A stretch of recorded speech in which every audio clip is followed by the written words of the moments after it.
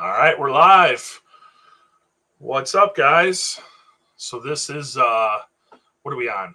This is episode number 15 of the Retic Radio. So today's going to be it's going to be a good episode. We got my buddy Rob coming on. He's kind of newer in the Retic world, but I actually don't even know how long he's been into reptiles. I know it's quite a while. So we're going to talk to him about all that sort of stuff and kind of see how his Retic journey began and some cool projects he's working on and stuff like that. So if there's anybody in the chat, can you guys just let me know, post a comment or something, just make sure everything's good. We were having some technical difficulties earlier today, so it seems to be working. So let me just do this. Cool. All right, well, let's bring on Rob then. There he is. What's up, buddy? What's going on, man? How are you? Good. Tired. Another Sunday night. Losing that hour this morning killed me. The what? Losing that hour this morning killed me. Yeah, dude. It sucked. Yeah. I'm still like, I'm beat, man. I'm ready for bed. But well, thanks for coming on, dude. This is episode 15. So thanks for yeah, of course. So I was saying, I know you haven't been into retics that long, but I actually don't know how long. I guess let's start with, how did you get into reptiles? What kind of drew you into retics? Because I know you're kind of shifting now into the retics. You're going pretty heavy with the retics now. But I guess like your story, how'd you get into reptiles? How did Screw City start? All that sort of stuff. Right on. So, I mean, I started back in reptiles like in the Lee Watson days, man, when it used to be out at the farm at Schaumburg, when you could buy pretty much anything and everything. And then I kind of got away from it from a little while after I got out of high school, and I kind of moved around a little bit, went to South Florida, did some stuff there, and then, just ultimately migrated back up here in 2012. My wife was not too crazy about the reptiles in the beginning, and then it was, kind of inched in a little bit by a little bit with the ball pythons, and that kind of gave me a start, which is pretty much seems like a lot of people start on that avenue. And then I've done that for a few years. So I kind of established like 2018, 2019. And then from that point, started kind of figuring out which way I wanted to go. I mean, you've been over to my house. I got a severe case of reptile ADD. Like, what I'm saying? I like everything. And that's you guys will say you do have a little bit of everything. When I walked in, I was like, holy cow. It's weird to go to other people's collections that have a lot of variety where I'm just like retic to see like chameleons and monitors and ball pythons and everything. It's crazy. It is. And it took a while, to figure out exactly kind of the direction I wanted to go. That took forever. I had to really dial it in. But what I came to understand was that it's impossible to work with so many different species and have success, So it was either you can have hundreds of different species and have a quarter of the success, or you dumb it down and then have some true success with a couple different species. And so it took me a while and some good friends to be like, what are you doing? This is too much, you know what I mean? And then just maintaining everything, because the animals still need your help no matter what.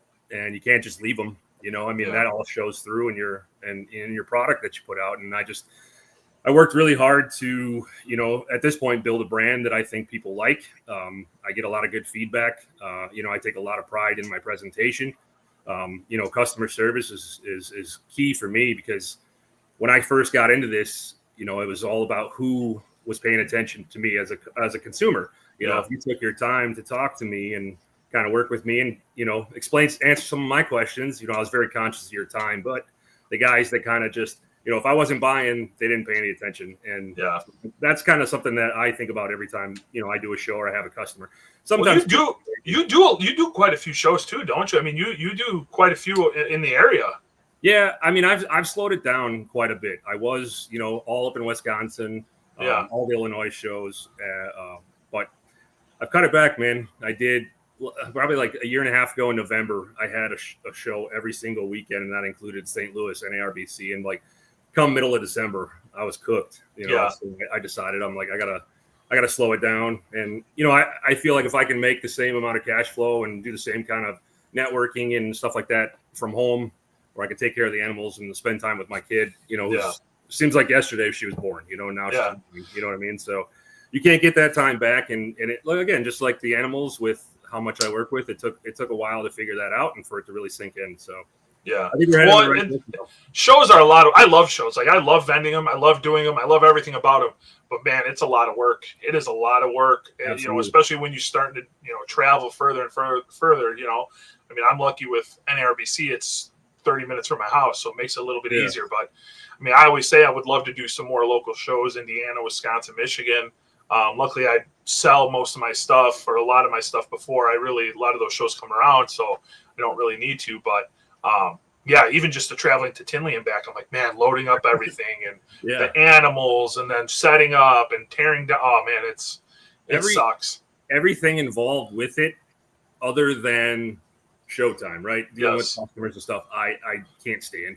But it's a lot, especially when you do it all. Especially when you do it all yourself. You know what I mean? Yeah. But as the numbers have been dwindling down and we've been shifting out of the ball pythons into more, it's getting easier and easier because there's less, but then you got cleaning on top of that. And then, we don't make enough money to do this full time. So it's work usually on a Monday. And so you got to factor all that stuff in. And I run my own business outside of this. And so, I've got to be present for that and make sure that goes without a hitch. And you're a busy dude. Yeah. So I don't know if you can see the comments, but I know that there's some coming through. So we'll throw a few up. I know Dax that's on the screen wants to know what exactly Screw City is. Oh, there we go. Cool. Yeah, I put you on. See it? Yeah. So Screw City is actually what Rockford is known for. When I was developing kind of a name and a brand, I decided I knew I wasn't going to stay in Rockford forever. My stepson's graduating high school this year, and I didn't want the name Rockford. Originally, Screw City was going to be Rockford Reptiles. Yeah, well, it was going to be Rockford Reptile Company, and then I was like, no, nothing to do with Rockford. So I started digging in. Now it's known as the Forest City, which I thought was pretty lame. And so then I dug a little bit deeper, and Rockford used to have a huge manufacturing presence for fasteners, like screws, bolts, nuts. Oh, cool. Yeah, so I found that out, and then I had found the image, what you see in the logo, and it was a bunch of screws stacked into a skyline, and it was taken on a reflection, like on a mirror. So I took that and I integrated it in with a website called 48 Hour Logo, and it's thousands of independent graphic artists, and you just kind of That's where mine was done. Yeah. It was where mine was done. I mean, now everything's AI, but people anymore. But we kind of added some stuff like obviously the transparent snake head in the back and kind of just finalized. We originally it was black and white, but we've added some of that neon highlighter green. But yeah, Screw City is what Rockford is known as, and it's interesting the people that know, and kind of the running joke for me is when people are like, "You're from Rockford, right?" I'm like, "Yeah, but don't tell anybody." Yeah, I knew it was Rockford. I didn't know where the Screw City name came from, like why it was Screw City, but I knew it represented Rockford. So interesting. Yeah, the local people seem to know. Yeah. I don't spend too much time out in Rockford. No, I don't blame you. I wouldn't know. I mean, I feel about Joliet, so right. Yeah, I don't blame you either. So what I guess. So we kind of talked about your reptile keeping and all that, kind of how Screw City came to be. What, because you haven't been doing retics long. I mean, how long have you been doing them? It's only been a handful of years, right? Yeah. Well, I mean, it's got to be at least 4 that I've had them because I got my first my tiger pied from you. Right. So I was going to say it hasn't been that long. So 2021, really. What drew you into the retics? I guess what was like the thing that you really were into? That caught your eye, I guess. So, I mean, dealing with, like I said, the boas, the ball pythons and stuff, really what it was, because when I got into this, I swore off big snakes. So I was like, no retics, no berms, no straw, none of that stuff. And then honestly, just kind of socializing with some of the local guys like yourself, like Gavin, Gavin and Amanda, then you get Hardesty up there. So kind of talking with you guys kind of sparked my interest. And, just like, unfortunately, like everything I do, I get a little bit of information.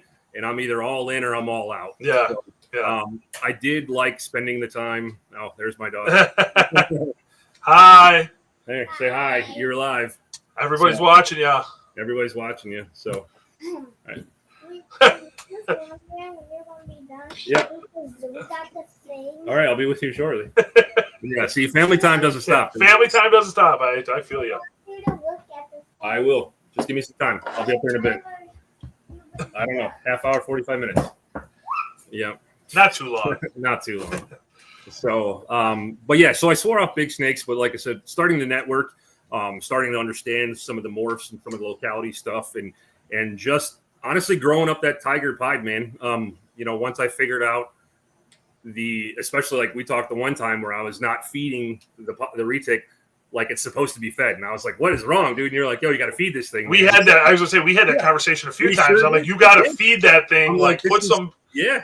You'd be surprised at how big the meals that they can handle, right? Yeah, right. So it's not ball python, which is all I had experience, ball pythons and boas, right? So you don't pound boas with food, so it took a little bit of adjustment, but really what got me into it was just the intelligence of the animals. You know what I mean? It's just like to be able to have something like that's I feel like you can see them processing what you're doing, I mean, you open a drone or ball python for the most sense and they just run the other way, a retic's like, what's up, dude? So I think the challenge really is what it was. It was like trying to understand it. And I mean, honestly, seeing some of the cool shit, with so many recessives, it was definitely tough to figure out, but I've always been a sucker for pieds, especially ball pythons. And then you made those killer ones, and then now it's just kind of grown from there. So the morphs. The cool thing with the retics that I found is just like everything gets better with age. Whereas a lot of like the ball python stuff, it seems like they hatch out really cool, but a lot of that stuff gets really drab. It never, for the most part, doesn't really look as good as they did with babies. But retics, it's like the opposite, man. Like platies are kind of meh. Platy combos are kind of not the greatest, but man, year old, they're like 8-9 feet, man. Those things really start to shine. Everything for the most part seems to get better and better with age and size, which is awesome. Yeah. I mean, I just don't think anything really beats like the wild type look, like just that distinct retic look, and I mean that's really what it was. And I mean, I still definitely have a lot of respect for the ball pythons because they opened the door for me, and then just some of the people that I've met, it's like I've discovered there was so much more cooler stuff out there, There's a big world of reptiles. Oh, so Noah wants to know if you're going to be at Tinley this coming weekend. I will be there as a spectator. I haven't been blessed to get into the Tinley crowd yet. Every now and then something pops up where somebody will let me vend, but again, we're right in the middle of the transition period. We got some clutches on the ground. Stuff is still establishing and stuff. So I really didn't want to show up. I've had a couple people reach out to me about splitting boots and stuff like that, but again, just kind of fiddling out of the ball pythons. I really didn't want to bring sand to the beach. And just kind of spend the whole time. So I'll be there Friday. Obviously, I'll be loitering around your table and, a couple other people. My buddy Josh Alder, who's probably on here about to talk some shit. He's right across from you. So I hang out with them quite a bit. So he's got some cool stuff. He always does. I mean, he's one of the main two that kind of was like, hey man, there's a lot cooler stuff. And then it just kind of exploded from there. But like I said, I still work some of the ball python projects, mostly the triple and quad recessives and stuff like that. It's just kind of, I got to slim it down. And I just know that, so. Well, I know, like, even when I came to your house, and I'm not a ball python guy, really. Dude, you have some banger ball pythons. You got a lot of really cool shit. I mean, there's so much stuff, too, that I don't even know about. So it's like, I know you're like, this is this. And I'm like, never even heard of that. Exactly what it was like talking to you the first couple of times when you were explaining all these. I was like, I have no idea what the hell you're talking about. I still am trying to wrap my head around mocha metals. That still is kind of, I mean, so you'll get it. I mean, and that's what it is. It's just like the ball pythons. I took baby steps and, making sure I could identify the stuff that I produce and that I work with. And that's the main thing. Cause there's a lot of guys that will post stuff for sale or pictures and they have no idea. It's completely wrong. See it all the time. Morph market is in shambles, and it's like a double-edged sword. Like you want to reach out and say, hey man, I don't think this is what this is, but then you're going to get crucified like you're a hater or whatever, blah, blah, blah. And then the other times you don't say anything, but then you feel bad because then someone's going to buy that snake and it's not going to be what's sold as, and you feel bad for not helping. But it's like, I don't know. It's like damned if you do, damned if you don't type of a thing. Really, it's all over. And I'm sure it's like that in the ball community, boas. I'm sure all that stuff has everywhere, man. Because everything, everything has different levels of expression. So it could be, you could have, something as baseline in ball pythons like pastel. You could have a real trash line of pastel, and you could have a killer line of pastel. So it's the same thing. You look at the oscillates in the retics, right? You have your kind of okay. They're still oscillates, but then you have your top tier stuff where you can definitely see, So, it's just like anything. You start at the bottom and work up. If you don't have a good foundation for your stuff. For sure. I don't know who this is, but Reptic Kid wants to know what morphs you're working with. You got some you got some good shit, man. So what all are you working with over there? I mean, if he's referring to retics, Yeah, let's do retics. Yeah, probably a lot of pied stuff. My whole goal is to see what we can do with pieds because, other than kind of what's out there right now, you either got a lot of high white and you really can't tell what's in there. So you got to be able to find some other genetics that work in there that bring back some pattern and, either don't completely white it out or it's such a heavy pattern that is so low white that you can't even really, tell it's pied. So, I mean, we have, really what is pieds. I do have a really nice Moschino Phantom Anthrax. Mm-hmm. So that's a really cool animal I worked with. I've got some oscillate stuff that I've been fortunate enough to come in contact with. Just really a baseline of that kind of stuff. Obviously, I've got my Ternates, the 50%ers and the Pures that I hatched out. So that was a fun project. I don't dive too much into the locality stuff. I mean, I know what I like, and I think certain things are cool, but it comes with a lot of Well, let's talk about that. Yeah, because so you just this is your first year breeding, right? So right. You just hatched out your first clutch. You have another clutch due or in the incubator too. So what the first clutch was? The Pure Ternates. The Pure Ternates. So those were F2, right? F2, Second gen. From what I understand from some of the locale guys, I'm like the third person to have F2 Pure Ternates. That's awesome. And they're badass looking too. They're super neat. I mean, it's we've had our ups and downs with the clutch, and we've learned a few things along the way, and but that's to be pretty much expected, right? You're gonna make some mistakes, especially when you switch over into something. And I think the difference between myself and what I see where a lot of people just consistently drop the ball is they don't make the change. You know what I mean? Yeah. They don't adjust and fix the problems, and then they don't understand why they continue to have terrible luck. It's like you're not learning anything, and it's just like if you don't learn these things and then you don't put them in play, then how can you expect different results? And so we've had let's so I guess give us the rundown, right? So Pure Ternates, what was the challenges that you ran into breeding retics as opposed to ball pythons and anything else that you've bred? So just really no baseline to go off of. I remember the first ball python clutch that I ever had. I was working with my buddy down in South Florida, and I called him at like 1 a.m. because I had eggs on the ground and I had no idea what to do. And so from there, but with the retics, I wanted to make sure that I did it properly. I wanted to make sure that I at least gave it my best Boy Scout effort, right? And so, cycling the females and understanding, the thermal gradient and all that, where the hot and cold, and understanding that as the female's digesting, especially that size, that she's going to put off heat and adjusting, my temps in my cage so where I don't have a sauna, right? Yeah. Cooling down the males. The ball pythons, it seems like realistically, and I think that's why there's such a saturation of ball python people, is that it's easy, right? It's really just throw them in there.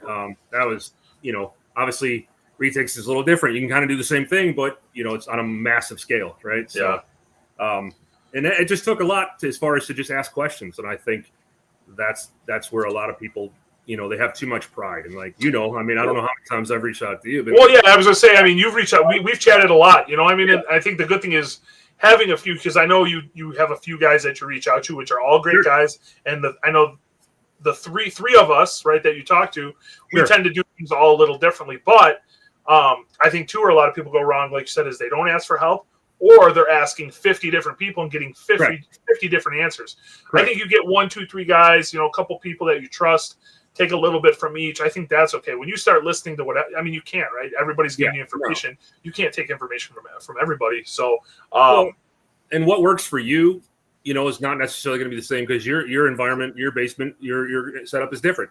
Yep. You know what I mean? Vision cages are going to react different maybe than my PVC cages, right? Mm-hmm. Your basement might be a little bit cooler than mine. So it's taking the information from yourself and a couple other guys, and then just taking a happy medium and saying, okay, let's try it like this.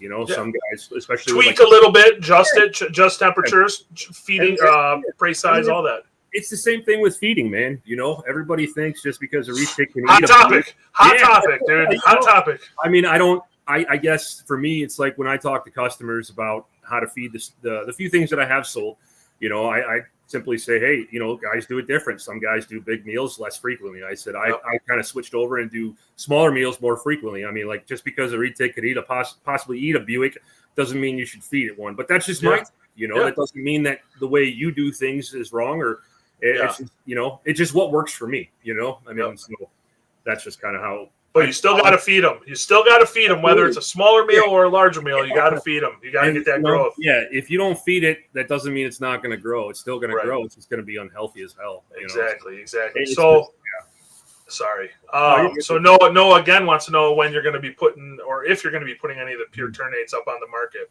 So I don't know if you wanted to say how many you got or don't have. I think that's your call. But yeah, I know people have asked me if I knew anybody looking. So. Yeah, I actually Noah actually sent me a message. Okay, there you go. Early on, so I got a few things to sort out with them. Make sure they're well established. Eating consistently and stuff, and then I've kind of got to decide what I want to do from there. Part of me wants to say get rid of them all and just move on from it, but the other part of me says no, because it's the first stuff that I ever produced, and it's not like. I think it's kind of cool that the first stuff that I ever dropped on the ground was pures, pure localities, Yeah. I mean, and being only one of 3 people to have done second gen is pretty awesome. I've had some definitely some help to make that possible, but I don't think, if I didn't put in the work and stuff like that, it wouldn't be possible. That opportunity wouldn't have presented itself. Well, like I said, we talked the other day, and we were talking about that, and I told you, like, I wish that I would have kept, I had a few holdbacks from my first clutch that I sold after a few years, and I truly regret doing that. I wish I would have kept one of those females back for myself, because now obviously I can't, right? She's gone. Yeah. They're gone. I don't know where they're at, what happened to them, but I think keep it back a pure female. But if you got enough females to hold back a female. A female pure locality will never be a bad snake to have in your collection. We got wall space. We got space. It works. You gotta make space for a snake like that. So I'm just looking at these comments too. Yeah, Dax just said, every environment's different, every part of the country. So let's see. So what? Oh shit! I lost my spot. We kind of talked about what projects. You focus on. Dax is a weatherman now too. Yeah. So like, I guess, are you, because you have a little bit of both now with the ternate stuff, the ternate crosses, you got morphs. Do you think you're more interested in one or the other? Like, are you more interested in localities or morphs, or do you like having the mixture of both? I think it's honestly probably a mixture of both, but it's kept on a small scale, right? Because it's impossible to house 600 retics, especially with all the recessives, right? And I mean, so shit can get lost, and it's just, I mean, at some point you just start to lose quality control. You just start to lose, the ability to really put in the time. Yeah. Oh, there he is. There he is. He's Trump. Yeah. So, it's hard to do that. So that's the other thing I liked about the retics was it kept me in check as far as quantities, right? You can jam 400 ball pythons and racks, and that's it. You can't do that with retics. So one thing for me was making sure that I stuck with what I worked, stuck with what I liked to. Shane Costello said something to me one time when we were talking about ball pythons, and yes, Shane has ball pythons, despite what he may say. It was that if it doesn't have the actual genetics that he wants, he doesn't bring it in, right? There is no exceptions. And so to be that laser focused on something is either a severe case of OCD or he's just laser focused and be a combo of the two. So that being said, it helped me say, okay, I need to really focus. If I'm going to work pides, I got to figure out how to integrate pides into the things that I have, and then obviously make some cool shit along with that. Yeah. So, I kind of forget where we're going with that, to be honest.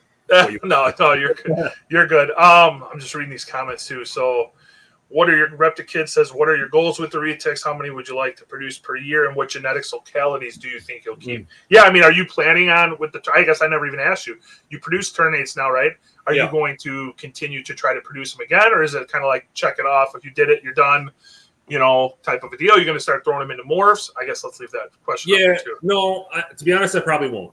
I think I know people, like, kind of the market and the talk right now is that people are wanting to see, the morphs in the localities, right? But I kind of like the localities to be pure. You know, again, Yeah. that goes back to the wild type. To me is like one of the best retics that there are. I do like, you know, the big pieds that are 15, 16 foot. You know, I mean, Yeah. so I don't see myself crossing the localities. I mean, I have some 50%ers and stuff like that, but beyond that, you know, I probably won't, you know, unless it's something spectacular. I think it'd be cool to see Turnate pieds, yeah, dude. yeah, I know you've mentioned that before. That could be cool. You know, I know that people have talked about dumping some of this, like having an ocelot at, you know, in a super dwarf. But my argument on the other side is, what about an ocelot into the Sulas? Sula. Yes, exactly. That's where my mentality is, man. It's a project, but I think that, I mean, again, there's not a lot of localities. I mean, I shouldn't say that. There's not a lot of localities that I don't like or do like. There's a few, Sula, Helma, really the locality. Everything that you have in your basement is what you like. I don't have any Helma Harris stuff. That's high on my list. I want to get one that's very high on my list. There's a couple projects I want to do. No, I've been posting looking for a female. But yeah, I think like that dark stuff, the Helma stuff is going to be cool with a lot of cool morphs. The Sula stuff, I just love the Sula stuff, and I want to see, you know, high percentage. I mean, I've made some pretty high percentage, 75% Sula tigers, which looked awesome. Platy tigers looked awesome. Sure. You know, I think a Sula, a 75% or higher Sula ocelot, or Phantom Sula ocelot, or Caramel Sula, you know, that's where my mentality is on it. I think that's going to be awesome. And then just the size, right? Hopefully they get big. Hopefully get those bigger genetics from the Sula stuff and get some really, really big bulldoggy head ocelot. Oh man. Yeah. It's very cool. But I think the, you know, the localities, I do like the pures. I don't know. It's just like, it's not broke, you know, don't fix it with the pures. I mean, and again, that's just my take, and it's to each their own, you know, people like what they like, and that's totally cool. You know, I think really what kind of pushed me away, if I'm being completely honest, pushed me away from a lot of locality stuff is that you have so little of this, and so little of this, but then it gets, you know, so I'm still, again, I don't have enough knowledge or experience or time to really have 2 cents into kind of that whole locality dwarf, super dwarf, you know, so I kind of just stay away from it. So, you know, I figure what's best for me is to just focus on what I have and just kind of stay out of the noise. You know what I mean? Yeah. Well, you know, and we took it for granted, right? Before the ban, I mean, we could get all this stuff in, and we had a lot of stuff, and we took it for granted, right? We didn't really keep track of a lot. Not all of us, you know, or most of us, I should say, didn't keep track of it. You know, and now that we can't get it, everybody wants it. You know, and it does suck. That's what. So I think once we get some of these locales a little bit better established, like, you know, mix them with stuff. And honestly, I think as long as people are truly honest with what they are, percentages and all that, I don't think there's anything wrong with it. Like, I personally love all the weird cross stuff. I mean, I'm a big hybrid guy. I love all the locality crosses. I love the locality. I love all the locality. Dude, I remember when I did my very first Sula, I think I've talked about this before, my very first Sula cross breeding, what was my second? He was like my second year breeding or my third year breeding. Way back in the day, I had the Noda Howe captive born Sula female that I bred to my Platy tiger that came from Jim Gaspar, and I made 50% Sula Platy tigers. Dude, I was fucking crucified all over the internet for doing that breeding, right? Crucified. Right. So I remember I made, you know, the clutch hatch. They were crazy looking. I remember I brought him. We did a road trip out to Bob's, you know, and I brought him with because I wanted to show Bob and Jeff, but mainly Jeff, because Jeff was giving me a very fucking hard time. Jeff Byers was giving me a really hard time about doing that breeding. And he was like shocked. He goes, "Holy crap, man, these are way better than I thought. Like, good job. These things are impressive. I got to go eat some crow now." Like, he was shocked. And, you know, so it is cool. Not saying like I'm the first person to ever do it, but it didn't seem like anybody was really doing that when I did it way back when. There's maybe a few guys. So it's cool now to see like everybody doing that, crossing stuff, localities. And I don't know.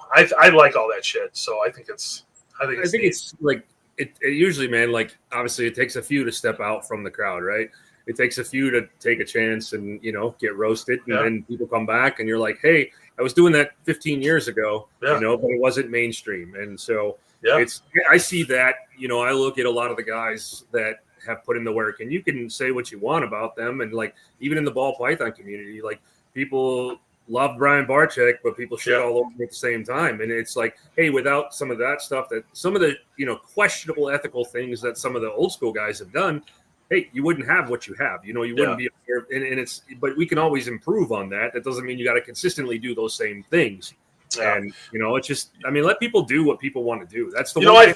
Yeah, I think of Shane with his Timor retic crosses, dude. Like those things are things are next. I mean, you've seen them in person, right? Haven't you been over? Yeah, dude, they're wild looking. And I know people get all bent out of shape about doing it. And why would you do it? And that's going to get into people are going to sell it as new retics or whatever. Like that shit is never going. Like the people that will buy those animals and stuff are not going to just this is a new retic or it's a new morph or look at this. And I don't know. I look at it like the retic market is so small or smaller than, the ball python and all that. Sure. You're going to be able to tell right away that, that's one of Snake's or one of Shane's steaks. And he produced that. And that's a Timor, it's a 12.5% Timor retic cross or whatever.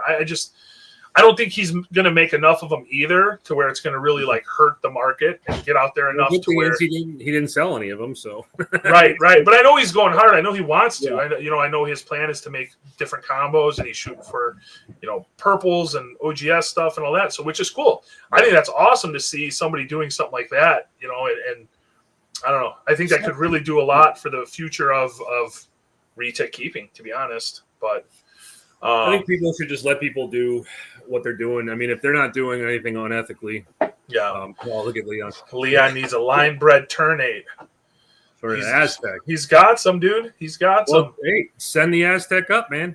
There you go. Yeah, Mr. Carl. Have you ever met Carl?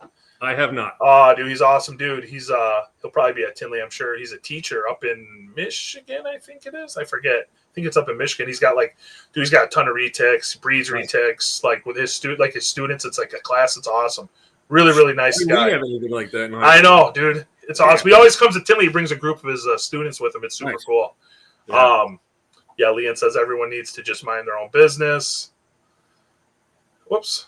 Make what you like. I agree. Make what you like, dude. I mean, who cares? Okay. What? Hold on, I'm losing my spot here. Sorry. What's a project that you're working on now that you think people should be paying attention to? Anything that you think's like really worthwhile?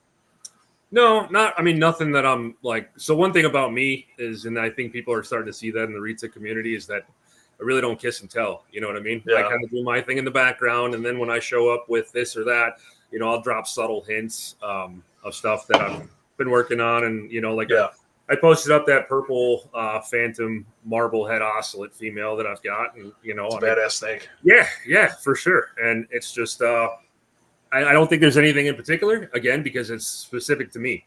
Yeah. So I'm just working more on trying to integrate different genetics into the pieds. I've got some stuff growing up. I've got some other ideas, to dump multiple genes. Yeah. Like we were talking about that marble tiger.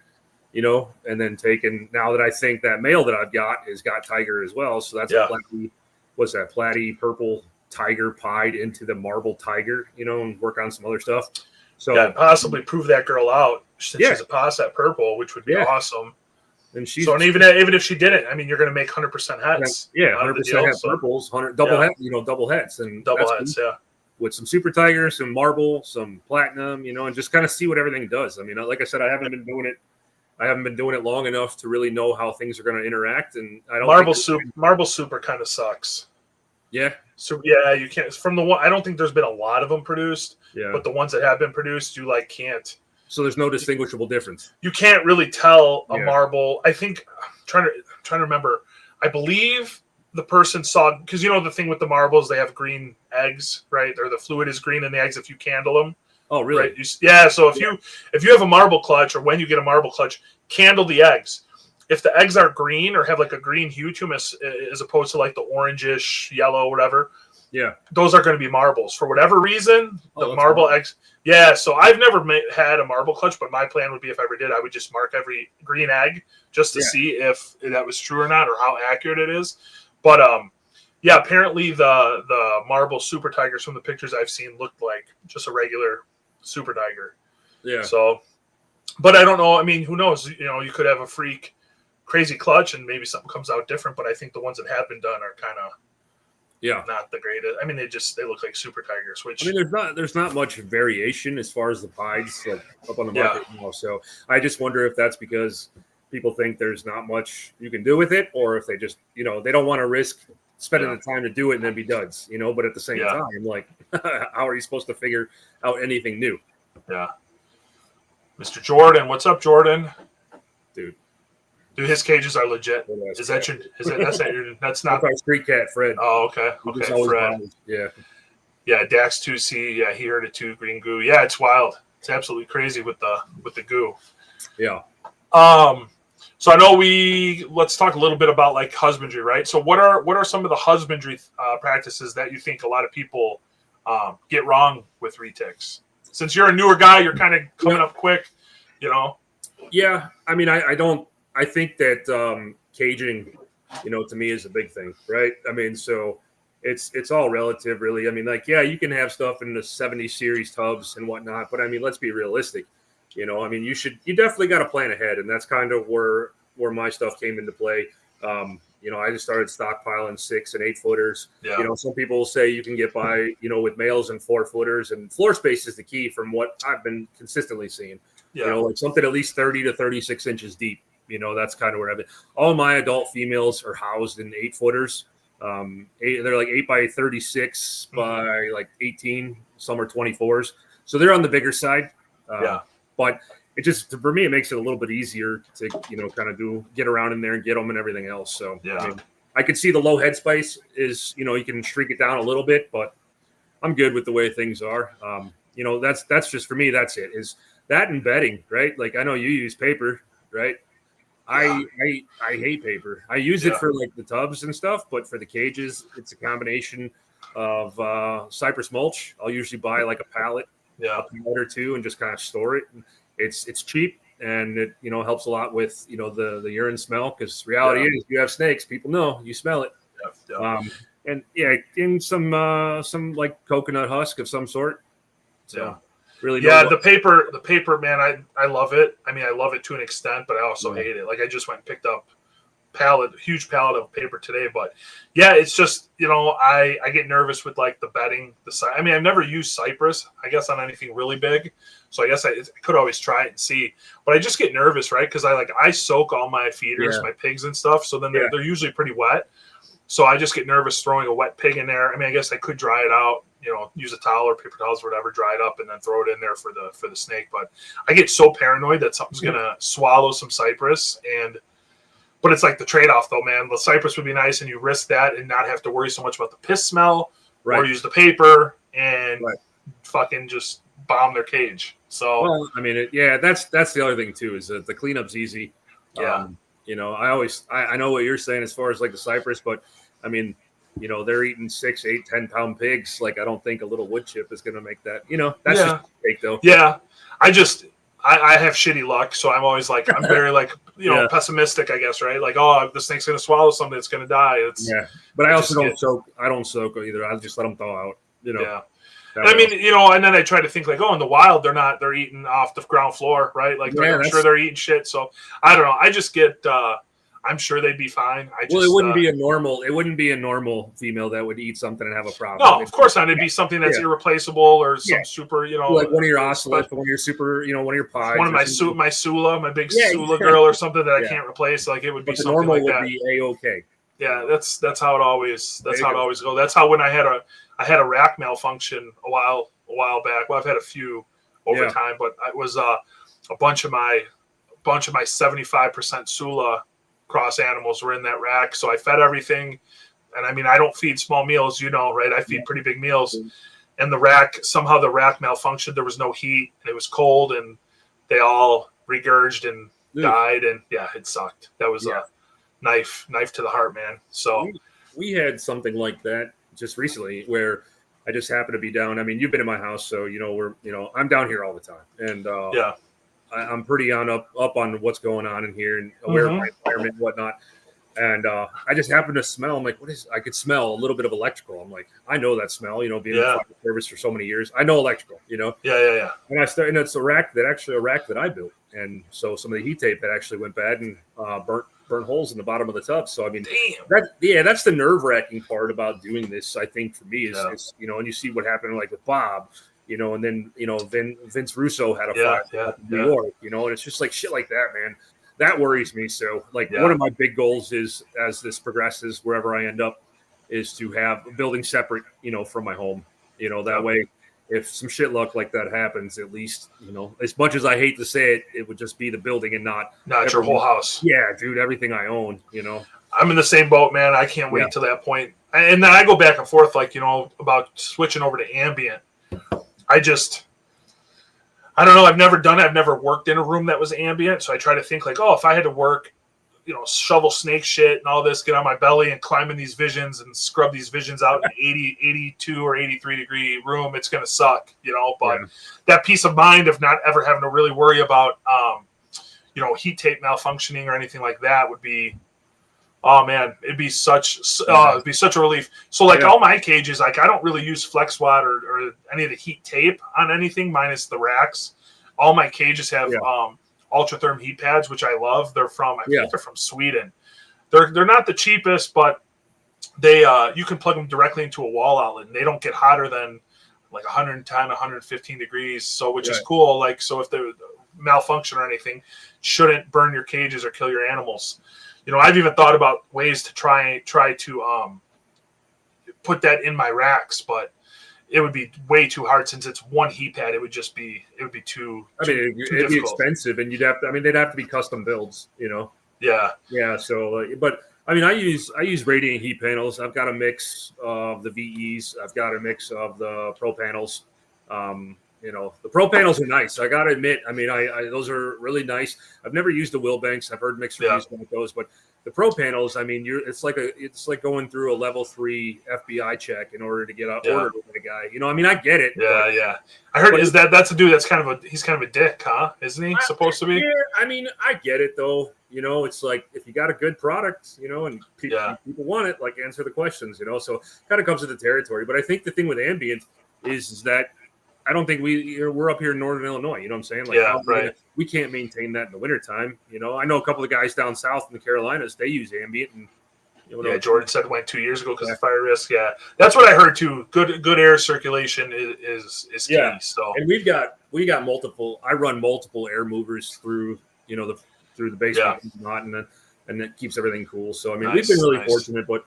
When I go out of town and stuff, and like we got a big trip coming up to Tokyo this summer, so I'm nervous as all hell. Yeah, that's somebody said, or somebody, man, this was a few years ago. I think it might have been after Bob's last fire, that you can buy these like, I don't know, they're balls or pods that you put around your room, and if it gets too hot, they like pop and they're supposed to suppress fire or something like that. I don't know. Yeah, it's a fire suppressant, like it's like a little, it's almost like a fire extinguisher, really. But then, so the trade-off is. You don't use it, the house burns down, or you do use it, and some of the animals end up dying anyways from inhaling the shit. But I guess I would trade, as much as it sounds shitty, I would rather trade the latter, save everything, versus your whole house going up. Oh, it's so scary, dude. Fuck.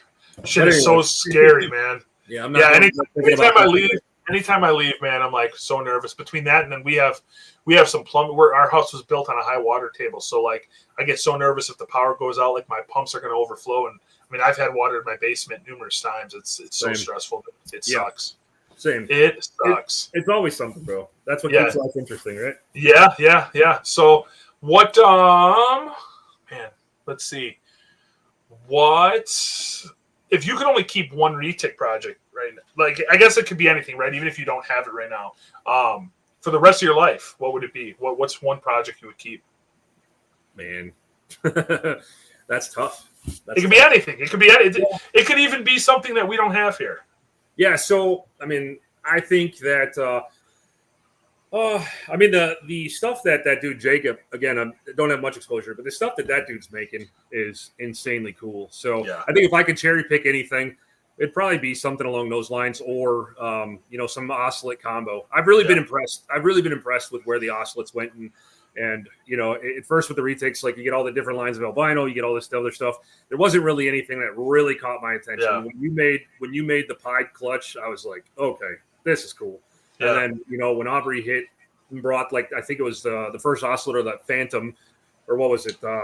Yeah, I think it was a Phantom. The Phantom. It has like the big portholes, kind of like the marble that I got. It's got those crazy portholes. Yeah, when he brought that, and I saw that, and then I kind of really dove into it and understood what we were looking at, and I was like, okay, this is cool. So yeah, probably something oscillate pied. Like ideally, that's where I'd like to take some of my projects. Is to see, you know, I know obviously people are going to beat me to it, but I think if we can get the oscillate pattern and color into a pied, you know, I mean, as long as it's not like a platinum where you got little pieces here or there, but a decent chunk, you know. So that's kind of where I'm going with. But yeah, probably the pied stuff, just because that's where I started.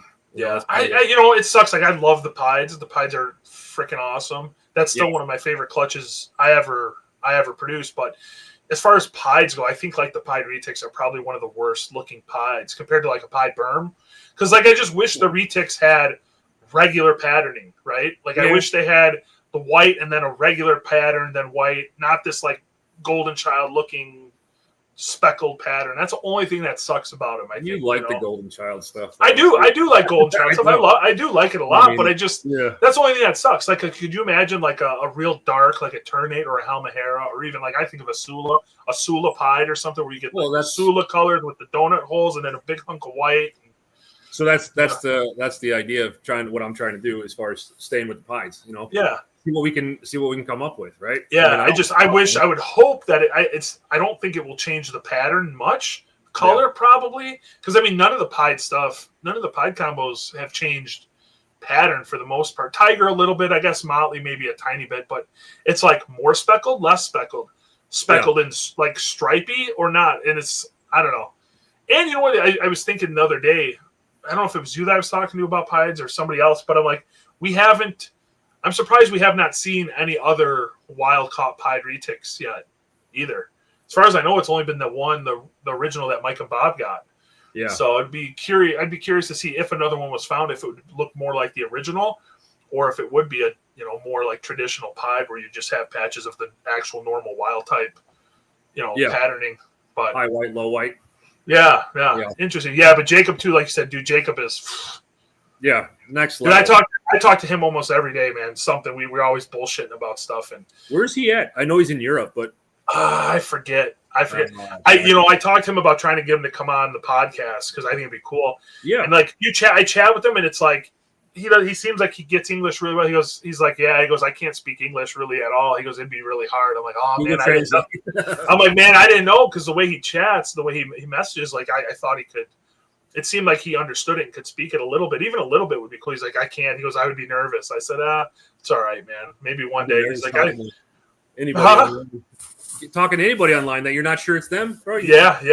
But yeah, dude, his stuff, and he's so knowledgeable on it. Like he's got so much knowledge. Like he knows. We were talking about the jigsaw stuff that Travis just hatched out and stuff, and he was asking me like what I thought, and we were like going back and forth. I'm like, it's crazy though. Like they don't look as crazy. They look awesome, but they don't look as crazy as what the jigsaw is before. And then he broke down the breeding of what those animals were that came over and why they, he showed me pictures of like the original female and all this stuff. And you can see why that they look like that. So it's just like the dude's super knowledgeable. He knows so much. I think he's probably one of my favorite, probably in the top 2 or 3 retic breeders in the world. I think, honestly, killer shit. We just need to find somebody with a good smuggle market from Europe. I mean, that's really, I mean, everything else over here. I'm sure a lot of that stuff will get over here at some point. If you're out there and you're listening, call Jake. I'm sure. Well, I mean, I've heard there's a lot of stuff that's already here that hasn't been showed yet. I'm sure it's only a matter of time. What else? So I want to chat, because since you're newer, right? We don't got to get drama filled at all. But like, what I guess what trends are you kind of excited about in retics right now? Since when you started to now, what trends are you seeing like kind of get more into, I guess, more trendy, right, or whatever you want to call it? Yeah, I mean, give me a reference. What are you referring to? So, like, I guess when you started, well, I guess it might not be, since you're kind of newer. Like when I started, right, nobody really wasn't such a thing about like giving the snakes what is it? Oh my God.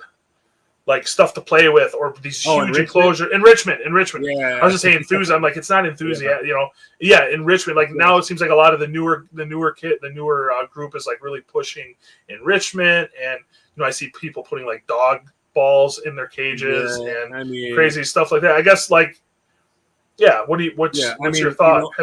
None of my retics have ever asked me for a hamster wheel, so I don't necessarily know if putting all that stuff in there really makes sense to me. So I think if it's natural stuff, obviously we know that retics can kind of perch up, right? Yeah. We've seen some of these guys that have massive, full scale room enclosures, where they do stuff like that. So I think if you're going to go along that route, sure, why not? Yeah. I mean, they're gonna have caves, right, that they hide in. They're going to have logs that they hide in. They're going to have big branches that they perch on. Not only that, obviously, we know anything natural is going to help maintain humidity, right, and help with the shed, retain the moisture, and then obviously give them something to help them shed. So I think stuff like that is where it needs to be. I think kind of getting with that clicky knick-knack shit. I don't really see a point behind it. But again, if that's what gets, tickles your fancy, like, have at it. I just would not want to be cleaning retake shit off of the little 3D hamster wheel. Hamster wheels here. I don't get it. So Repticulated asks, what can we see from Screw City in the next couple seasons? Yeah, hopefully what we got coming. That's for sure. What we got coming, dude. Again, you're just going to see more diving into, the combo projects. Like I said, Mochino, some Anthrax stuff.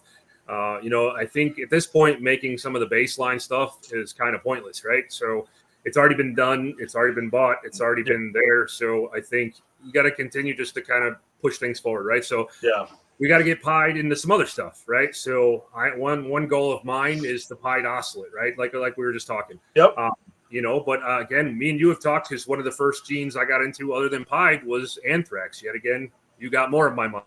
So I wanted to see where the Anthrax pieds are. Some people say they're high white, but nobody's done it yet. So how do we know? The only person that supposedly did it was Jay. Supposedly, right? Supposedly. Well, yeah. I don't know. I don't know if I truly believe him 100%. But if it was done, then why wasn't it posted? Why wasn't it shown? Like, hey, this is what it is. I don't know. Well, he doesn't really, now that he's such a social media star. He doesn't really post like he does. Like, he used to post videos and all sorts of stuff. He doesn't. He just doesn't post any of that stuff. Which sucks. I mean, there's guys that don't post a lot of their stuff, which is crazy. Like, I'd be posting everything, like, world's first or combos or these cool locality crosses. I think it goes back to what you said, though, man. People get out with their pitchforks, and it's I don't know where it came into. And again, I'm old school. I'm a '90s kid, right? So obviously, I hate to say it, but like back in the day, if you ran your mouth like a lot of these guys did, like there was consequences for that. And I just don't understand why everybody is so interested in downplaying everybody else. Like what just let them do their thing. If they are taking care of their animals and they're not neglecting their animals and they're not inbreeding the shit out of them or just doing anything unethical, like who cares? Like, why? What platform is it for you to stand up on and preach? What pulpit are you behind? Like, who cares? Let people do what they want to do. If Shane wants to do hybrids, let him do it. If you want to do hybrids, do it. Like, who cares? You paid for these animals. You house these animals. You feed them. You take care of them. Like, I think if people want to start putting their input into what you or what anybody else does or what I do with my stuff, then you better put some money on the table and pay for some of the cost. I mean, that's like, I got a lot of people were very, very supportive when I did the Sula cross. Aubrey and I did the Sula cross. There were a handful of people that talked a lot of shit about it, which whatever. Again, I personally want to see the project through. I think it's going to be a very cool project. And again, at the time when that female, when me and Aubrey talked about it, my male was nowhere near ready to breed. And I was like, fuck it, let's try it. And since that's a Wilkins line, to be honest, we thought she wasn't going to make it anyways, right? So I really went back and forth in my head with that decision. There's a pretty high probability, if I let Aubrey take her to breed, like, she probably isn't going to make it. I mean, that's pretty much all the other Wilkins. I had a sister that got egg bound. There was most of the females, from what I remember, like, didn't make it. They died or whatever. So I was like, you know what? I want to try it. Let's see if we can even get her to breed. Because at that point, I couldn't even get her to lock up with anything because I didn't really have anything. I could have put my 50% Sula Tiger to her at the time, and I didn't know if I really wanted to do that and stuff. And I really wanted to do pures, but my pure wasn't ready. And I'm like, screw it. I wanted to see it. I'm like, if I can try to get an ocelot, that's a cool project. I think a Sula ocelot would be awesome. So I said, let's just run it. But yeah, I mean, it's my animals, my money, who cares? Who cares? Exactly. Who did it? It's just one of those things. It's like, you get all the chatter and stuff. It's just like, it's like not like it's not like I'm going to be producing that, doing the same breeding 2, 3, 4 years in a row. It was a one-time breeding. You probably never do that breeding ever again. I made the hets and the raise up stuff that I want to see, and we'll see where it goes from here. Just obviously I've got a pair of them, so I'm excited about it too. Yeah, so, it's I don't know, it's cool. But I like all that like all the weird stuff, the hybrids and all that, right? So yeah,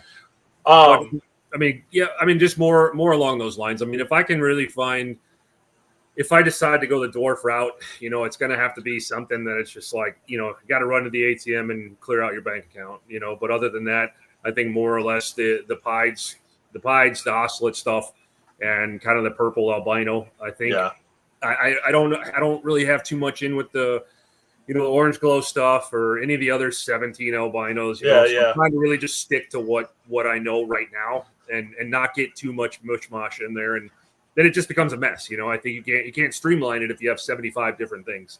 Right. So, and again, I mean, that's like kind of like Shane with the OGS stuff. I mean, I definitely applaud and think it's awesome that he's able to stay that focused because it's wild. There's nobody doing it like him. I mean, he's literally the only guy that's been that streamlined on that stuff.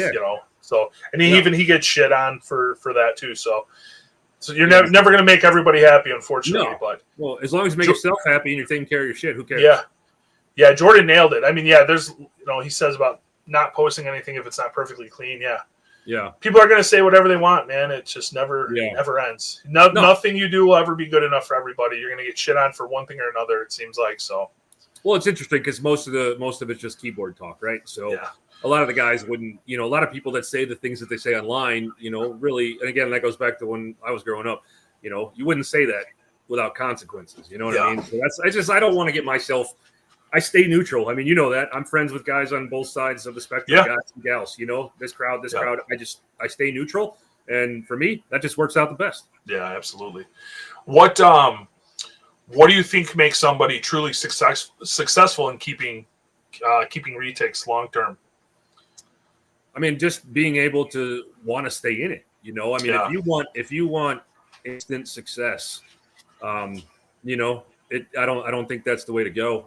I had when I started in the ball pythons, female clowns were like $2,000, right? So, and another local guy, Ken Masick, who now lives in Florida, I started off getting a lot of stock from him, just like everything else, start with good stock.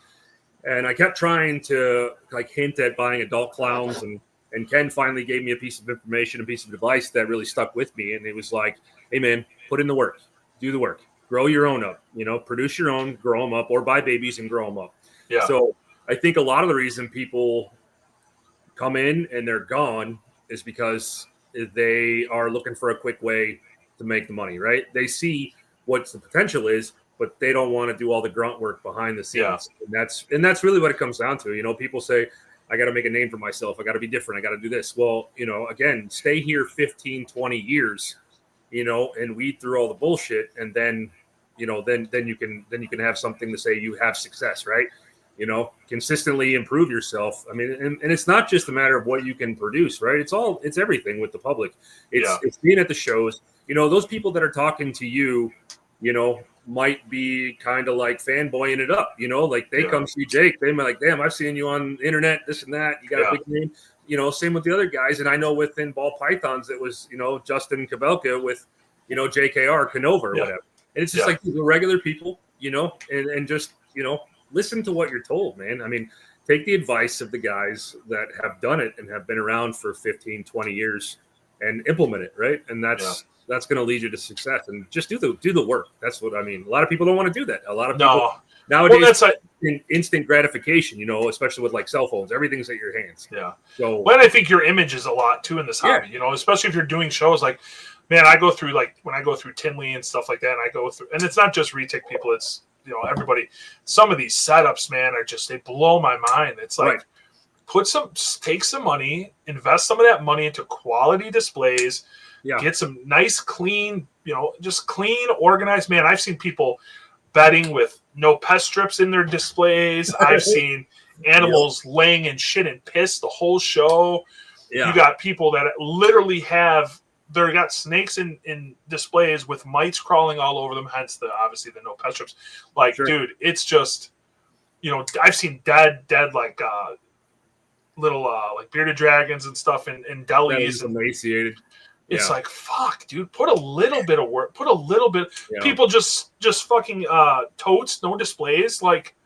Put a little bit of effort, man. A little bit of effort. I think that goes a long way. You've seen my setup. Like I have.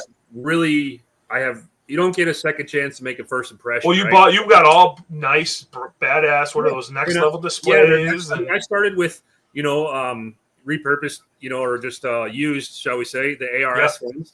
Where the acrylics were all scratched and stuff. You just make the best of it, right? Cutting your own inserts, all that stuff. Dude, that's still better than 85% of the shit I see at the show. I mean, that's what I use is just the acrylic ARSs for now, man. I just haven't want to spend the money. Like, that's the difference. Yours is spotless. If you buy new ones, they're not bad, but it works. But I invested in with the next levels. I mean, Jim and Ann Award with Next Level. They're some pretty awesome people. They do make a quality product. Having everything integrated into one, and then obviously with the thermostat built in for your heat tape. So at Tinley, you can leave them overnight and everything, turn down your thermostats and your animals are on heat and stuff like that. But that's one thing that I refuse to take shortcuts on is perception, and what people see. Because again, people come in and my thought is that if you can't at least put the effort into how you present yourself, that usually tells me that you could give a rat's ass about how you care for the animals, right? I mean, that's just one would think that if you go in someone's house and it's a complete pigsty, there's no pride. There's no pride in your product. There's no pride in your brand. There's no pride in your image. And I just refuse to do anything like that. And, it's just, I mean, we get compliments, again, not to my own horn, but people do come by and they're like, man, your setup is really nice. It flows. And that's important. Yeah, no, you're right. Trying to get you to spend thousands of dollars on animals, if I hand it to you in a little deli with punch, dude, and a Panda Express to go container, you know what I mean? I don't know. But again, hey, do your thing, man. I mean, and unfortunately, there's people that they go and they buy, and then they can't understand why they have problems. Yeah, and it's just like, dude, I can only help you so much. I can lead you to water, but I can't force you. Right. You know what I'm saying? So. Obviously, you're going to be in this for a while, right? You're going to be in the retics for a while. It seems like you're really going into the retic stuff hard. Where do you think the retic community market is headed next 5 to 10 years? Laws. I mean, there's going to be we could talk laws. We could talk. I think whatever. Well, it's a multi-pronged issue, right? So laws for sure. The worst part is that, unfortunately, for every responsible keeper, you have 10 that are not. I think that the legislation is going to become an issue. I mean, I'm all for, I'm not big on government being involved in anything, of course, that. But at the same time, if there was a way that we could integrate a tagging system or even, as much as I hate to do it, a licensing system for some of this stuff, I would do as a seller, soon to be seller, I would do the extra work. If I have, just like when you got to tag a dog, right? You got to tag the cats, right? Like it's what that will do is it sucks to allow more government into your business and what you're doing. But at the same time, there's got to be give and take for certain things, right? We could either do some extra work and be able to keep these animals. And then, in my opinion, if we do that, that's going to weed out a lot of the people that A, don't want to do it, B, don't want to pay the extra time and all that stuff. So then maybe that will help mitigate some of the problematic crowd, and maybe it'll help stop, some of these guys that are just producing hundreds of babies a year. I mean, so I think the laws are one thing. And then just you deal with it in every aspect of the reptiles. It's just the people that are just selling downright cheap animals, right? Like, in my opinion, a normal retic shouldn't be anywhere less than $250-$300, right? Because you're gonna get those people that just walk up and buy it because it's cute and it's cheap. It's a disposable animal. It's disposable. Yeah, exactly. So if you're not willing to invest some money into the product, it's the same thing like I was trying to teach my stepson when he started driving. You work and you put some of your own hard-earned money into your car, you're more likely to take care of it as if I just shelled out the money and bought it for you, right? So you would think so, or hope so at least. Yeah. I mean, you would hope so. If not, you just take it away from them. So, yeah.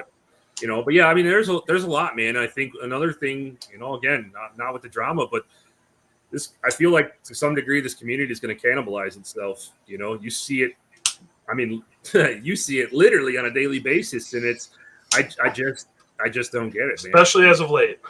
Yeah. Especially lately, it's been chaos. It's just like, I don't know, man. That and I think people again just go back to just doing you. The guys that have been in this. I've been here a short time, like you said, right? And what do you not see from me? You don't see me saying shit I don't know shit about. Yeah. Right? I think that's the big problem. You got guys that got major cases of 220 syndrome. They've been here 2 years and they act like they've been here 20. Well, not only that, I also think you got the opposite end of the spectrum too. You got guys that have been in here for 20 years and they got a lot of history with other people. And it's like, it's been 20 years. Like, who the fuck cares? Move on. A lot has changed. The old guys kind of have to, it has to be on both ends, right? Yeah. The new guys got to understand where things are at, but the old guys also got to develop with the times, right? And that's with anything. Yeah. Sure, the way you did it in 95 might have worked, but, it doesn't work like that anymore. Or we've got more information or we have more knowledge. We have different things that have been proven to work better. So, I'll give you a prime example, something totally off retics, like chameleons, right? So people always think, as I did too, you got to mist them throughout the day. They need tons and tons of water. Well, ultimately, what I found out, that's an old school mentality because what you're doing is you're kicking up the humidity on a chameleon, and that causes respiratory infections. Ask me how I know. I killed 1 or 2 of them doing it. I talked to some new school guys out of Lexington, and they're like, dude, that's an old school train of thought. So start misting at night. And then once in the morning before your heat lamp comes on, that way it can dry up, right? We haven't lost anything in a year and a half, 2 years. And it's just something simple like that, but it's old school versus new school. Yeah, right? So, you would have thought. You thought you were doing, I got on water, but you're kicking up humidity. Oh, shit. Yeah. That's wild. It's just something like that. Yeah. Huh. Yeah, I had some chameleons back in the day, and I killed them. I think I bought them 3 or 4 times from the old Lee Watsons when they were $25 for a baby veil, and I killed every single one. They're literally fresh off the boat. They were that big. What would be, I guess, what's some advice, if you were going to give to a newer retic keeper? I wrote down, what advice would you give the first mainland retic keeper? I guess it could be either mainland, dwarf, whatever, since you work with ternates and stuff. They're a little smaller. What advice would you give a new retic keeper? I mean, be realistic on what you're getting into. You know what I mean? And that's one of the things, especially that I've kind of taken my own experience, and now that I'm starting to sell, is that I ask people questions. I don't care if you want to buy the animal. The couple $100 or $1,000. Sure, we all need it, but at the end of the day, if that animal's got to come back to me, what am I gaining, right? So, I always tell people to be realistic on their expectations. This isn't a ball python. This isn't a sand boa. This is if it's a mainland, it's gonna be a big animal, right? And if I feed it less, it's gonna stay small. That's not true. We know that, right? So have realistic expectations. Realize that you're going to have to put time into this animal. One thing that I take pride in is that when people have bought stuff from me, they can't believe how social my animals are. Yeah. They're like, that's a retic? And I said, yeah, this is exactly what you get when you put some work in. Now, is that realistic for a large scale operation? No, it's not. But at the same time, that's for me, that's what works. And people like that. So, it's crazy to me that people still, because I hear it at Tinley all the time too. It's crazy to me people still have that mentality that, it's so friendly. It's a retic. Retics have been captive born, bred here consistently since the 90s. There's a lot more friendly retics than there is aggressive retics. It's just, I don't know. It just blows my mind. I use the analogy with people. I try to, when I'm interacting with customers, I try to relate it, the situation to everyday life, right? So that's kind of what works for me. And the one thing with the retics, and when they see that, and they see that they're not trying to, bite your face off or, any of these preconceived notions. I tell them the same, like, hey, if you take a puppy and you grow a puppy up and the only time that dog interacts with you is when you take it outside or you feed it, what usually happens, right? Yeah. That's an aggressive dog. There's cage aggression. It's a learned behavior, Now, I'm not saying, you could teach retics anything by any means. I know what works for me. And, I constantly am interacting in my cages all the time. I have a consistent side I feed on, and I have a consistent side where I keep my water bowls. Yeah. And, when I go into my cages, I go in there not only to just feed, but I mess around. And I purposely do that so they don't automatically associate, the doors opening with food. I made one mistake one time. That was when that 11-footer bit me. I remember that. Yeah, that's when you need to make sure too you're using your tools, your hooks, and all your stuff. And exactly. I see guys that are like, oh, I don't need a hook. Hooks for a pussy. I'm like, dude, use a hook. Just those are the same like the venomous guys, and then you see them on. You see them on TV, and they're like, "Hey, man." Yeah, they got no fingers, and yeah, fuck, man. just like, come on, stop it, dude. But I don't know. I think too. The younger guys, especially, it's an ego thing, right? Like, I don't need a hook. Hooks are for pussies and blah. Whatever. Dude, I ain't trying to get fucking lit up by a big retic, man. Like, I've seen way too many. Like, I was in that when me and Paul were talking, man. Yeah. I've seen way too many bad bites. Like, it could really fuck your life up, man. I mean, surgery's in your hand, and you might not be able to use your hand right again, and. Yeah, dude. I mean, that's fine. You could be cool and not pay attention, but when you can't start a round of applause because your hand doesn't work, then that's, hey, you're cool now, so. Yeah, I'm good. I'll be a pussy. I'll use my hooks. Like, whatever. I don't give a fuck, man. Be able to signal a left turn on a motorcycle. You know what I mean? Yeah, I mean, I've had a few bites, nothing severe really at all. I had one where it was a couple stitches, but it was not. It wasn't that bad. I mean, I had a male bite me in the palm of my hand. Like, I put him in the cage to breed, and he literally, as soon as I went to close the cage, that son of a bitch bit me right in the hand, and I swear he looked at me like, "Thank you," and just kind of bailed out. But yeah, other than that, no, I don't know, complacency. It's just I really put forth to the people, explain to them. But if it's like, I've had people honestly, man, come to the shows and they're like, "Oh, how big is this going to be?" And I'm like, red flag. I'll take it. No, it doesn't. You're going to refuse the sale. That's another hot topic right now, dude. Is the size? I don't know. I always look at it like I try to tell people like there's no like set size. It's a size range always, right? I mean, there's so many factors that go into play. Genetics, food. Yeah, there's just so much, and I walk through the shows and I hear people say, "Oh, it's a super dwarf. It's only going to get 8 feet or 6 feet or that's bullshit." Or it's a dwarf. It came from small parents, so it's going to stay small. Yeah, I mean that's possible, but were those parents maintenance fed? Were they fed enough? Were they not fed enough? There's just so many variables. I think it's everybody needs to just list like a range, right? List a rough range size of what these adults are. And I always try to tell people like it's a retic, right? It's gonna get big. I mean, I only do mainland stuff, so try to tell people like, this shit is not going to be a small steak. Yeah. I mean, I don't think with that, I also don't think there's anything wrong with manipulating food size to an extent, right? Like feed it smaller meals, feed it, you don't have to feed it so often. Yeah, it's going to stay smaller. I don't think there's anything necessarily wrong with that. But if you're like barely feeding that snake to purposely keep it like tiny, like just barely giving it enough calories to keep its body functioning. I mean, you're killing that's kind of fucked up. But like you're going to feed it smaller meals, not as often. It's going to stay a little smaller. I just don't see. I don't personally see a huge issue with that. Yeah. But I also tell people to be realistic. Like if you feed it, it's going to grow. It's not going to stay, 8 feet or 9 feet. Like you feed it, that fucker's going to probably get big. Well, I mean, I had that with the ternates, right? So I had those 50%, right? And so obviously I had the breeding on the parents. I knew all the genetics about it. I knew what it was. And when people ask me, when I ask, well, what's a ternate and this and that? Well, it's 50% dwarf, right? A ternate's a dwarf. And so, they're, so it's going to stay small. No. It's relative. No, size is relative, though. I said it's only 50% blood, and because ternates are what? They get like, I don't even know, 12 feet, 13 feet? Yeah, I mean, the mom, biggest. The F2 mom that I had, or F1, or I'm trying to remember if she's an F1, F2, probably not. I think an F1, but she was 12 foot, right? Yeah. And Dad was only like 6.5, 7 feet. But he's mainland. Yeah. But he's mainland. So, I mean, that snake realistically could be anywhere from 12 to Oh, 16 I was feet, talking about 17 the feet. pures. Yeah, no, mom. Sorry. I thought you were talking about the 50s. The 50s mom was the Motley Lav, right? So she was like 16, 17 feet.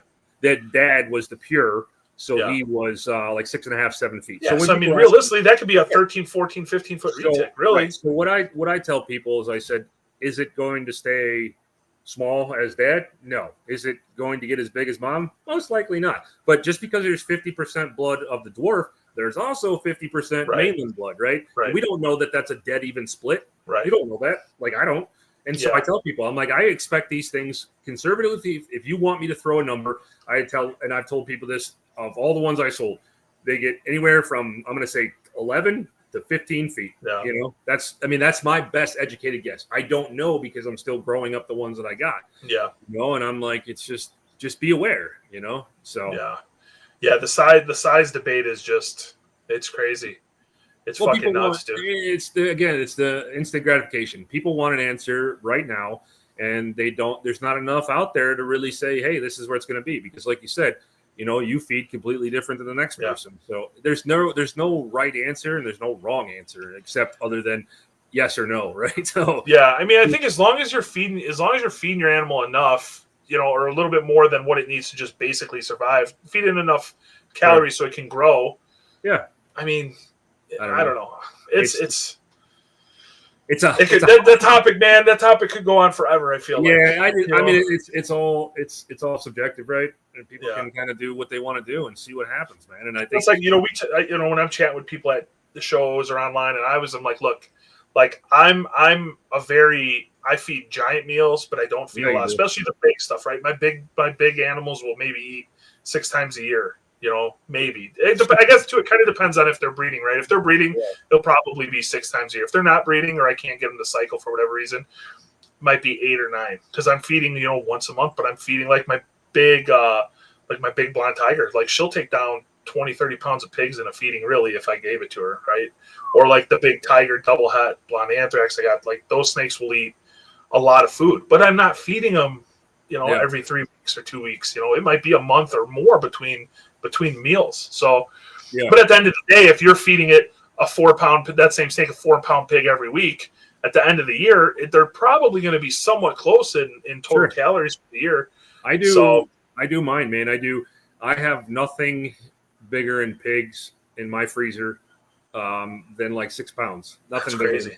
And it's just, I can store more quantity. Yeah. You know, those 6, 8, 10 pounders take up a shitload of freezer space. They do. Yeah. So, but that's like, you know, I talked to Shane and like, I'll be like, yeah, I just got pigs. I got some like 12, 13, 15 pounders. Yeah. He's like, what are you doing? I'm like, he's like 3 pounds max. Like these bigger retics he's got are like 3-pound pigs. I'm like, yeah, dude, I'm feeding those to like my yearlings. You know, like they're eating it's just crazy to me. It's just different strokes for different folks, man. Whatever you want to do, as long as you know the health of the animals there. Yeah. You know? Jason says we oversimplify things so much because genetics are hard to explain simply. Yeah, absolutely. I don't disagree with you at all on that. No, I mean, we simplify them again because it's simple minds, right? So you'll have the people like myself who I can't just take it on face value, right? So it's like, if you tell me this or that, well, I want to know how this works. But I'm like that. I'm like that with everything. And maybe that's a severe case of ADHD. Who knows? But I'm not in anything that I do halfway. You know? It's like, okay, you know, you start explaining to me localities and you start talking about this or where this came from. You know, I'm diving in because I don't feel that I can properly represent what I do without being able to give as much information. I mean, I'll regurgitate as much information and I'll talk to you for hours if you want. Yeah. You know, I don't really care if you buy anything from me or not. I want you to walk away and feel like, okay, I'm confident in what I want to buy or I've just bought but again, I've refused sales, man, because people just, they throw up too many red flags for me. And I'm like, I'm sorry, this is not the animal for you. There's some corn snakes over there, you know? Yeah. You know, like, I mean, I've gotten snakes back. I've sold snakes to people that really like, I mean, dude, people are good. Like people that I'm like on the fence about, but as I chat with them more, I'm like, oh, they'd probably be all right. They can handle it. Yeah. And usually it's, you know, the people that are buying the low red stuff, right? The normals, the tigers, the planet, that stuff.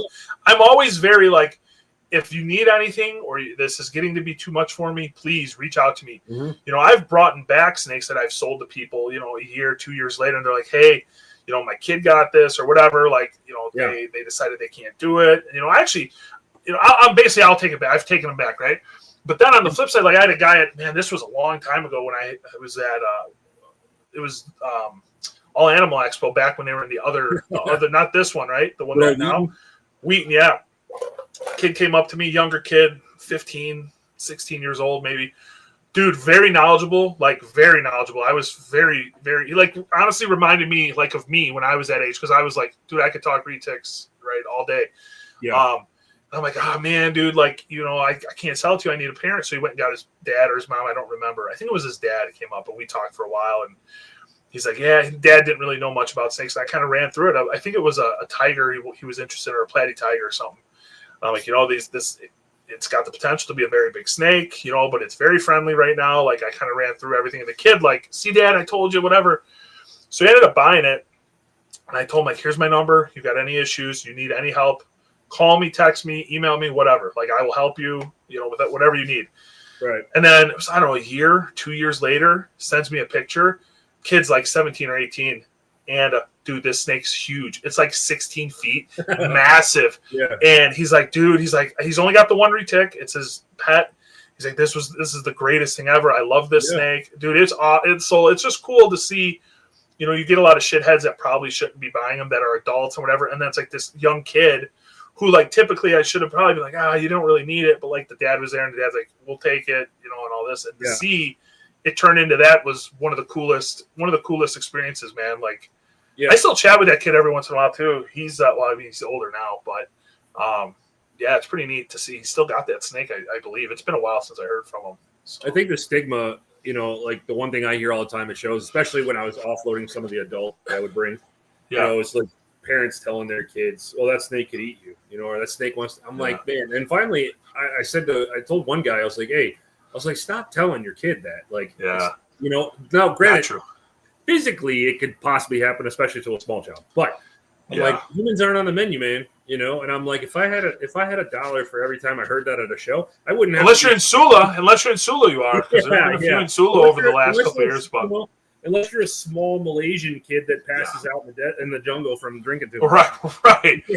But the stigma about retics, man, it's so annoying to hear. And I think that's what I like too about doing them, is introducing people to, like, they're afraid of them, and it's just like, check it out, they're fun, It blows my mind the amount of, like, diehard reptile people that are like other vendors and shit too. They walk by and it's like, man, these retics are awesome, but I couldn't handle a 20-foot retic and blah blah blah. And I'm like, you probably won't ever own a 20-foot retic. Like, it just doesn't happen, dude. That's rare. It's rare. Feet. Yeah, dude, they're so uninformed. They're so uninformed. It's crazy. But I've got a local buddy who's he's a ball python guy, and now he's kind of gone off into like indigos and some cool stuff like that, and try to kind of sees the writing on the wall really, and is trying to diversify a little bit. But he's been following. He knows a lot. We talk a lot, and he knows a lot of the retics and stuff and what I'm doing and some of the stuff. So he's like right on the edge, He's like, if you could teach me and like get me big snakes, and I was like, come on over, man. They're fun, dude. So they're so fun, man.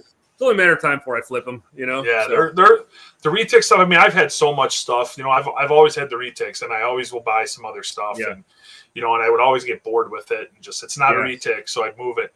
So it's I don't know. There's nothing like him. I mean, now that my kid's getting in, he's into it and stuff. And so now we got some other stuff, which is cool because it's like those are his things and we can kind of play with those and do that too. And it's. You mean those ball pythons you got? Yeah, the ball pythons. He actually was looking at some Burmese the other day. We were looking at pictures and I'm like, we're not getting a Burm. But see, I had Burms and I couldn't stand them. They're dumb. Yeah, I'm just like, but it's cool to like now that he's into it. Like, I don't mind. Like, okay, we'll keep some of this other stuff and we'll keep it and he can play with it. And I get stuff that. Too, Olivia, all especially with the babies and stuff. Yeah. And then any white snake, man. I got the cow from you. Yep. And any white snake, I'm not allowed to sell. Doesn't matter what it is. With the pies and stuff you're gonna have. She's like, Dad, can't sell the white snakes. I'm like, I can't keep all these animals. That's funny. We got two of the sibling pie, or I got three of the sibling pies from the girl you got for me, and I got video. Actually, I just found it on my phone of when those just were born. And they're in the tub on the floor right here behind me, and Joey's a baby, like he's probably 2 or 3 years old, and like we're looking at him and stuff, and he points out to one, and he's like, I want to keep this one, and he named it Cece. And even now, to this day, like he'll come down here. He's like, "Hey, Dad, where's Cece at?" And we got to go and look at her. So it's just crazy. Like that's a snake I'll never be able to sell. Right. You know, that's like his snake. So it's just. Crazy. Somebody gives you the right amount, you'll sell it. That one I don't know. And that's why I got two. That's why I got two females left, so I could sell the other one. Well, she loves the cow is called the cow snake. Where's my cow snake? You know, so hell yeah, the cows are special, but yeah, they're neat. Well, cool, man. Yeah, I don't know. We're almost at an hour and a half. I don't really have that much more. I guess. Yeah, I don't know. I don't really have. I guess is there anything you would like to say to like the newer keepers or even older keepers, like in general, stuff going on yourself? Anything we haven't touched on that I think you want to get out there? Or? No, I mean, I think it's how I do things is I observe, right? I stand back and I observe, which is completely different to how I used to do things. Yeah. I used to go off like a bottle rocket, right? So if there was something that needed to be said, I would say it, but that doesn't really work anymore. Obviously, I'm getting older, So yeah, I think the thing is that people should just really, do their homework, man. Like really know what you're getting into, stop next person's doing, like clean up, what they say, clean up your backyard before you start messing with somebody else's, and it's just, the new guys, it's like, you don't know everything. I don't know everything, nor do I portray like I know it. And just be humble. You know what I mean? Just talk to guys, ask how you build really good relationships. I mean, right. I think, the relationships the friendship I've built with you, with Don, with a couple of the other guys, with Shane and stuff. It's just, I didn't do that by buying shit from you, interacting with you guys and talking and just shutting the fuck up once in a while. And I think, but also at the same time, the old guard, don't be so shitty, man. Yeah. Just, if just because you did it that way for the last 35 years doesn't mean that the way somebody else is doing it is wrong. Yeah. It's new. Man. I mean, I think we'll get a lot further like that, and the whole point is the animals, right? And so if you could just put all these personalities aside and, I don't know, man, it's not going to be possible because at the end of the day, there's too many sensitive ass people. And it's just ultimately at the end of the day, it's an ego flex. It's, whose dick's bigger. And I mean, I don't know. A lot of that stuff, when I see that stuff, me personally, as a newer guy in the industry, I just turn around and go the other way. I really don't want to associate with it because it's like the animals are supposed to be fun, man. And this is my stress reliever away from my day job, and it's you don't need any more added stress, dude. No, it sucks. Man, it sucks. Dude, at the end of the day, bro, they're snakes, Right. Like, are we really calling each other all these names? That's what I try to tell myself, right? When their shit's getting crazy and stuff, I'm just like, these are just snakes. These are all people that I probably will never talk to in real life or meet in real life. Like, fuck these people.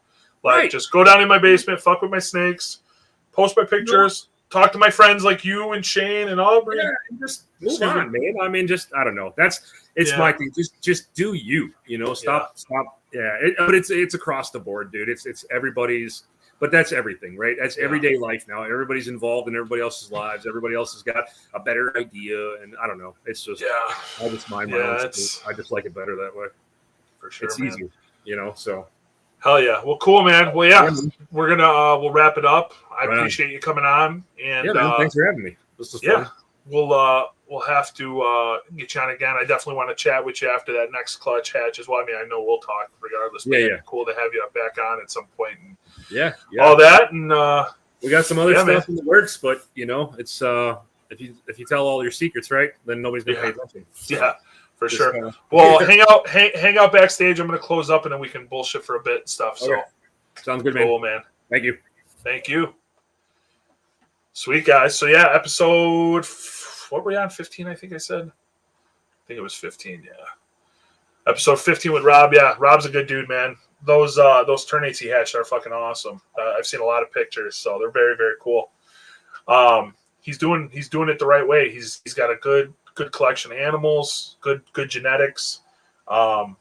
He's doing awesome. There's gonna be a lot of big things done from Rob definitely here in the future. So make sure you're following him, you're checking all his socials, and doing all that. So I will be we'll be at Tinley, so stop by the booth, say what's up. Like I said before, Shane's going to have some animals on the table. Aubrey will be there as always with some badass stuff. We're going to have some really, really cool stuff there. So stop by, say what's up, and we will catch you guys on the next one. I got a special guest I'm trying to lock down. Hopefully I can get it done here this week and I can announce it. But yeah, appreciate all the support. Make sure you like and subscribe, and I will talk to you guys soon. Later.